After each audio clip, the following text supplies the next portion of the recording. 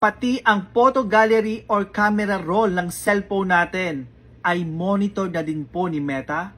Gaya na lang po ng mga sinasuggest na Facebook na gawing reels ang mga pictures natin, which is general po yon at applicable po sa lahat ng Facebook users. At bilang content creator ka na, ay against po ito sa polisiya ni Meta.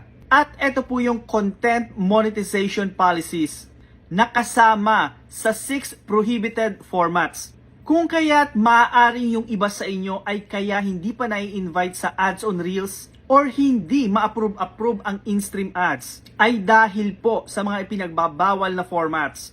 At kung nakapag-upload man kayo ng ganito, halimbawa na monetize na kayo, ay malaki ang chance na magkaroon kayo ng monetization limited violation. At kung gusto po ninyo ng privacy, ay i-turn off nyo lang po ito. Para maiwasang mai-suggest ni Meta ang mga pictures or anumang nakasave sa camera roll ninyo, Click nyo lang yung settings, then sa preferences, click camera roll sharing suggestions.